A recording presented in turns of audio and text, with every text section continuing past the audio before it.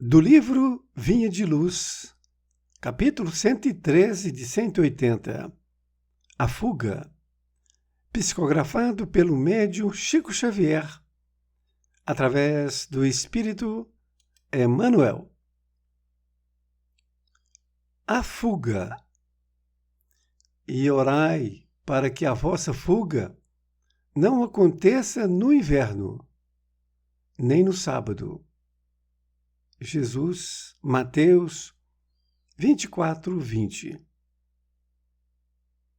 A permanência nos círculos mais baixos da natureza institui para a alma um segundo modo de ser, em que a viciação se faz obsidente e imperiosa.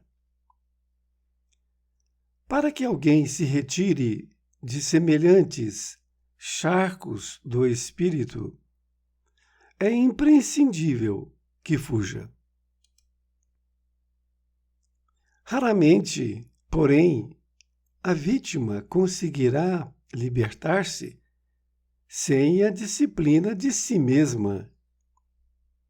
Muitas vezes é preciso violentar o próprio coração.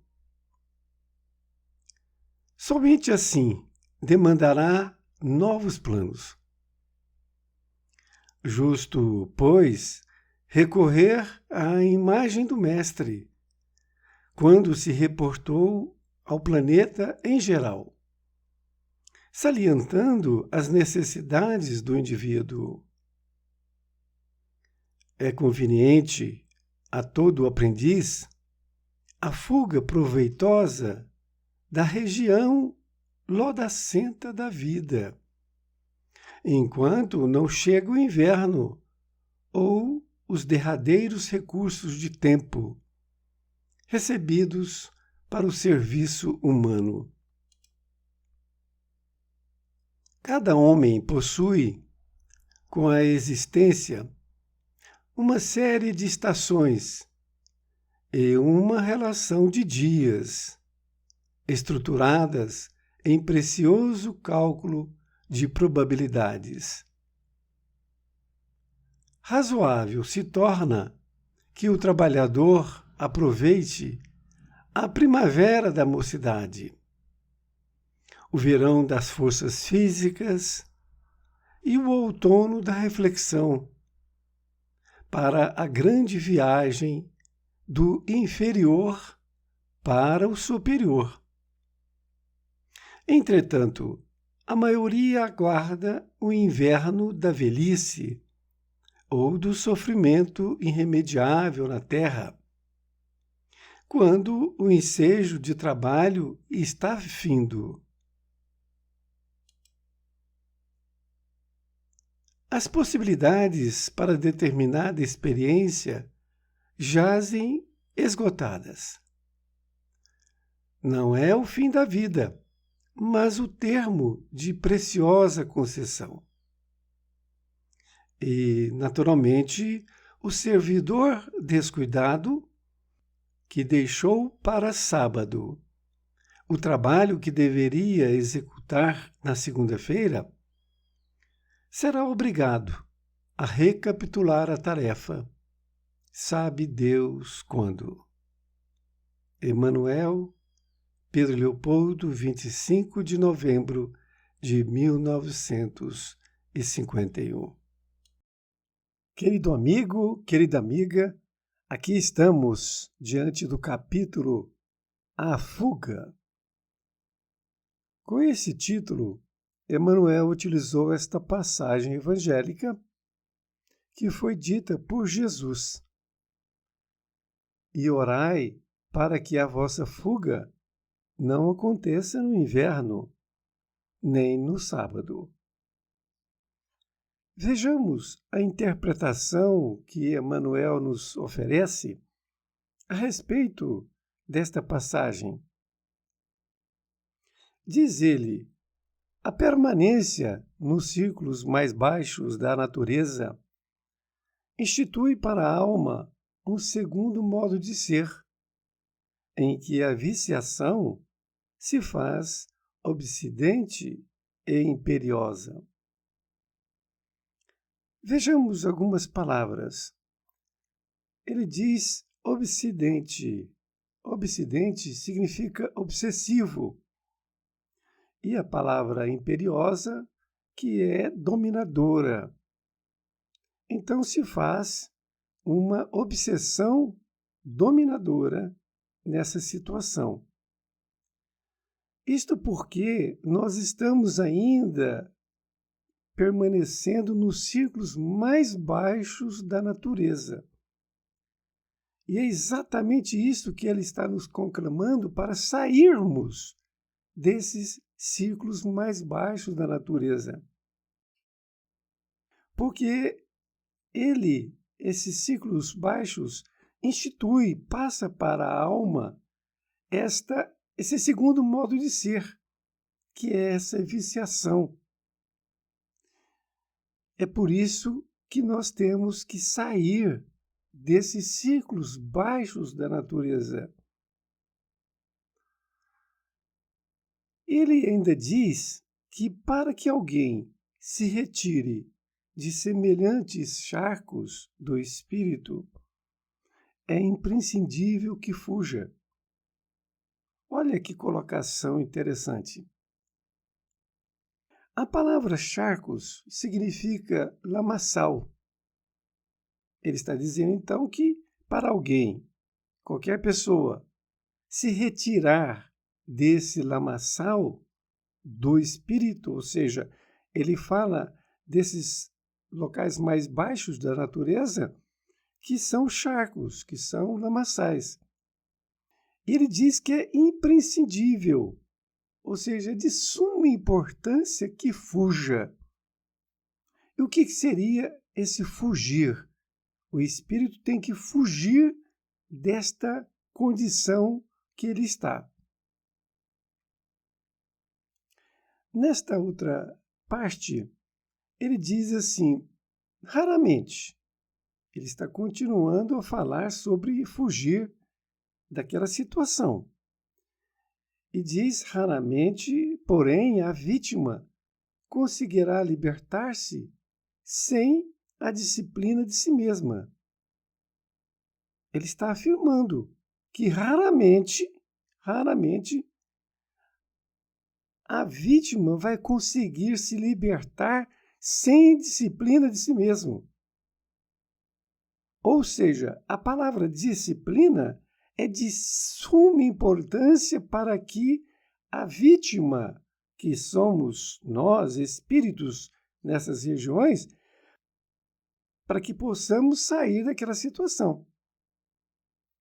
Essa palavra disciplina, lembro que agora que foi o que Emmanuel, ao encontrar com Chico Xavier pela primeira vez, ele disse que precisava de 3 coisas. E essas 3 coisas eram disciplina. Então veja bem a importância desta palavra. Porque se a pessoa não tiver disciplina para fazer qualquer coisa, ele não faz. Ele deixa para amanhã e não faz para depois, faz mais ou menos, não é assim? Então, ele continua dizendo ainda a respeito dessa questão. Muitas vezes é preciso violentar o próprio coração. O que significa isso? O que nós podemos entender? Ele diz que somente assim demandará novos planos. Então é preciso nós violentarmos o nosso coração para que nós tenhamos, requerer. Demandar significa requerer novos planos. Porque como que nós vamos solicitar a espiritualidade, Deus, a Jesus, novas oportunidades, se nós não estamos fazendo aquilo que deveríamos fazer? Então nós vamos ficar na mesmíssima coisa ali, sofrendo naquele meio inferior. Então, violentar o coração, muitas vezes, é fazer aquilo que nós estamos acostumados. Nós gostamos daquilo, mas aquilo é pernicioso para nós. Por isso que nós temos que sair daquela situação. E ele diz que justo, pois, recorrer à imagem do Mestre. Quando se reportou ao planeta em geral, salientando as necessidades do indivíduo. Ele está dizendo que nós temos que nos recorrer ao Mestre, porque ele está se reportando ao planeta geral e salientando essas necessidades do indivíduo, a necessidade de cada um de nós. E continua dizendo que é conveniente a todo aprendiz a fuga proveitosa da região lodacenta da vida, enquanto não chega o inverno, ou os derradeiros recursos de tempo, recebidos para o serviço humano. Vejam bem, ele está dizendo que é conveniente a todo aprendiz. Não é somente para um ou para outro, é para todos. A regra vale para todos nós. Que nós possamos ter essa fuga proveitosa da região lodacenta. Ou seja, lá do pântano, que a gente ainda poderá estar na atual conjuntura. Podemos estar, às vezes, com pensamentos muito ruins ainda. E nós temos que fugir dessa região, desse meio de pensamento. E ele adverte que enquanto não chega o inverno, porque o inverno, sabemos todos, é uma época difícil, porque é muito frio, então o alimento escasseia e assim por diante. Sabemos disso. Então, esse inverno é um inverno de dificuldades. Porque quando chegar as dificuldades, nós não temos o que fazer, porque nós deveríamos ter feito antes desse inverno, antes dessas dificuldades. E também, ele está dizendo, antes do inverno ou os derradeiros recursos de tempo recebidos para o serviço humano, que seria a nossa própria vida. Porque quando se é jovem, sempre tem aquela ideia de que sempre vai ser jovem. E é um grande equívoco, porque o tempo passa para todos nós. Aí eu vou deixar para amanhã. E não faz o que deve ser feito hoje. E o tempo vai se escasseando e vai chegando no momento que nós somos chamados para o outro plano. Nesta outra parte, ele diz que cada homem possui, com a existência, uma série de estações e uma relação de dias, estruturadas em precioso cálculo de probabilidades. Ele está falando, com outras palavras, o que disse anteriormente, porque ele está dizendo que cada um de nós temos uma existência, que é essa vida que agora estamos tendo na carne. E nós passamos por uma série de estações, isto é, diversas situações. Muitas vezes uma situação mais difícil, depois ela fica mais calma e assim por diante. E tem uma relação de dias, porque diz Chico Xavier que o mal não dura sempre, e muito menos o bem, que vem para nós. Porque é necessário que venha tanto o bem quanto o mal para que nós possamos sair da mesmice, sairmos daquela zona de conforto. E por isso que ele diz que nós temos uma relação de dias e estações, estruturadas em precioso cálculo de probabilidades. Olha que interessante. Nós temos um tempo e umas estações, todas estruturadas nessas probabilidades que nós temos condições de acertar, de fazer, de evoluir. E continua dizendo que razoável se torna que o trabalhador aproveite a primavera da mocidade, o verão das forças físicas e o outono da reflexão, para a grande viagem do inferior para o superior. Entretanto, a maioria aguarda o inverno da velhice ou do sofrimento irremediável na terra, quando o ensejo de trabalho está findo. Ele está dizendo, porque ele falou anteriormente que nós temos, cada um de nós, que nós temos uma relação de estações e relação de dias para viver aqui na Terra. Agora, ele está dizendo que normalmente tem ocorrido conosco, com o homem aqui na Terra. Ele diz: razoável se torna que o trabalhador aproveite a primavera da mocidade. Ele está afirmando, ele está dando um exemplo de que nós temos que seguir.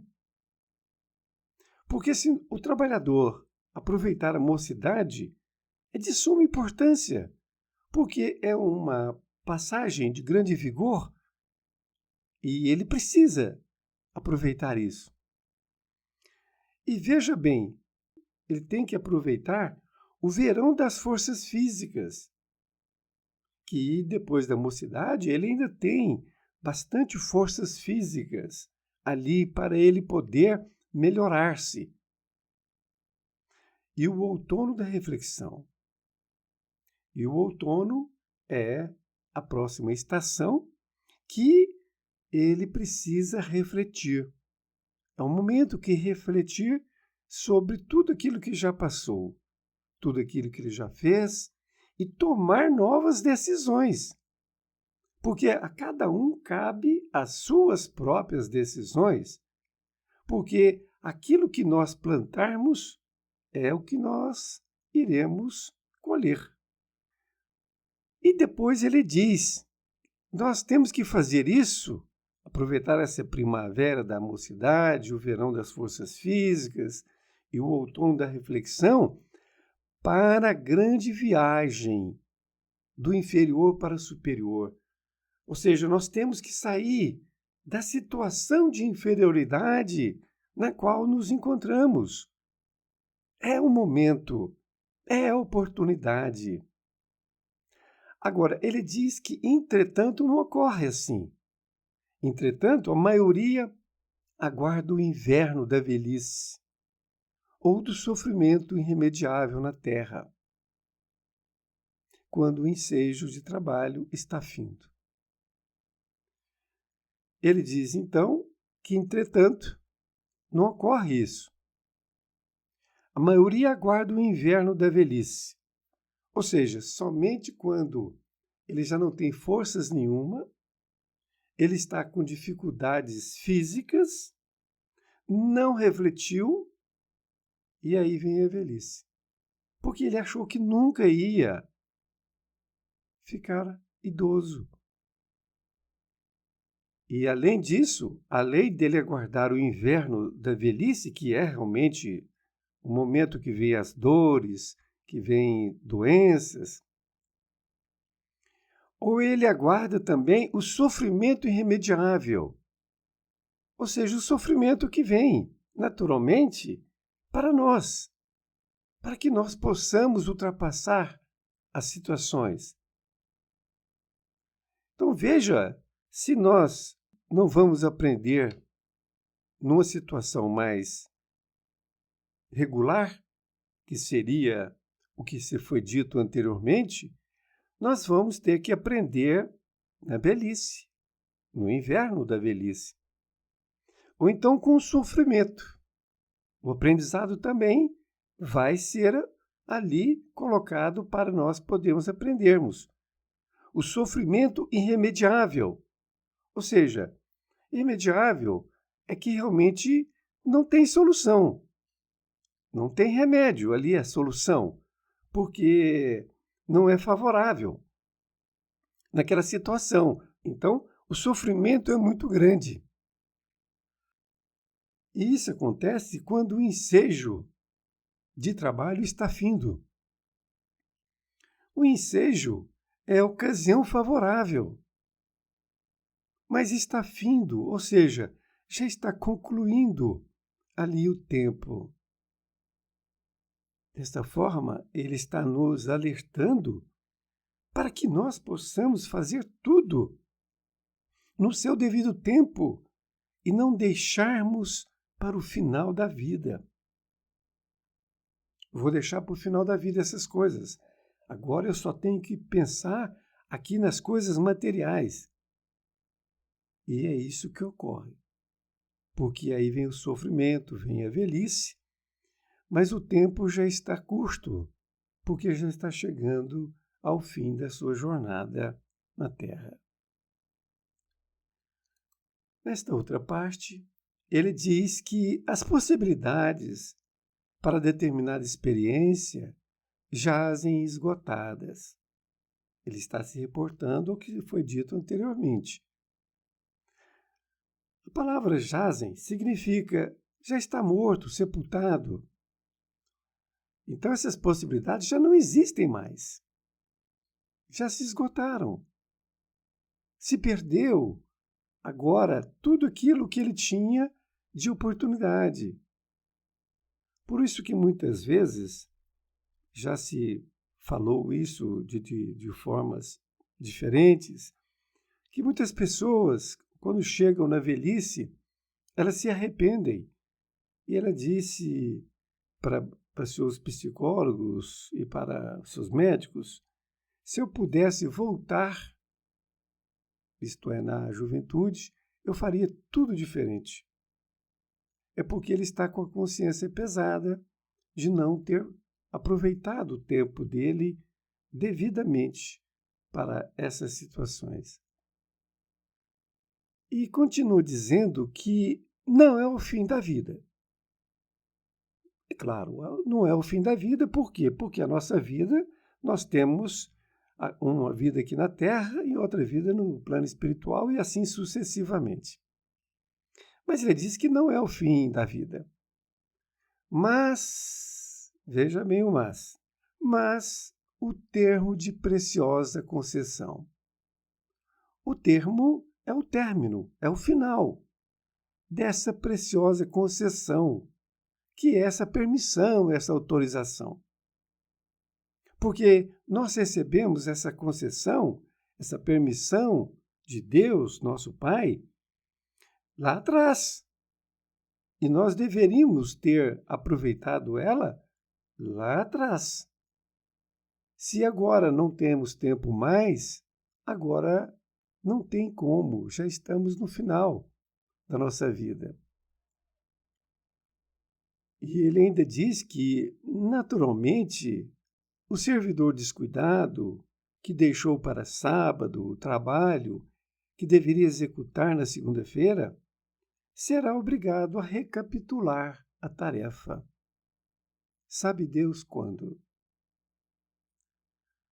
Nessa conclusão, Emmanuel diz que naturalmente o servidor descuidado. Então, se nós descuidamos e deixou para sábado o que ele deveria ter feito na segunda-feira, há muitas pessoas que procrastinam. Tudo que vai fazer sempre vai deixando para amanhã. Isto vale para qualquer coisa, seja para a nossa melhora espiritual, seja para o nosso trabalho, seja para com os nossos afazeres domésticos. Tudo tem seu tempo para se executar. E quando nós ficamos na ociosidade e deixamos para depois para fazer aquilo, aquilo muitas vezes não é executado e, se for, vai ser mal executado. porque está faltando boa vontade. Então, esta colocação dele é muito importante, porque é o fechamento, inclusive, da lição. E ele diz: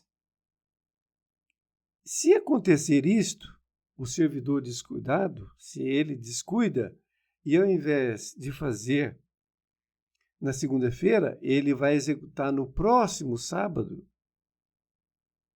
ele vai ser obrigado a recapitular a tarefa. E a palavra recapitular significa resumir, sintetizar, condensar. Significa que ele tem que passar novamente pela lição.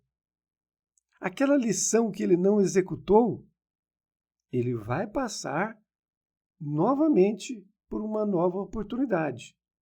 Vai ter que recapitular. Ele vai passar pela mesma experiência e ela vai ser resumida. Olha, se vai ser resumida, a pessoa vai ter muito pouco tempo para poder resolver aquela questão, fazer aquela tarefa. É isto que nós temos que nos preocupar. Nós temos que fazer a nossa tarefa sempre e não procrastinar, deixar para depois. A colocação de Emmanuel é assim bem direta. Sabe Deus quando? Ou seja, quando que nós vamos ter essa segunda oportunidade? Que vai ser mais difícil, porque vai ser mais resumida. E quando nós teremos? Nós não sabemos e somente a espiritualidade maior sabe do nosso esforço ou da nossa preguiça. Um grande abraço e até mais ver e fique com Deus.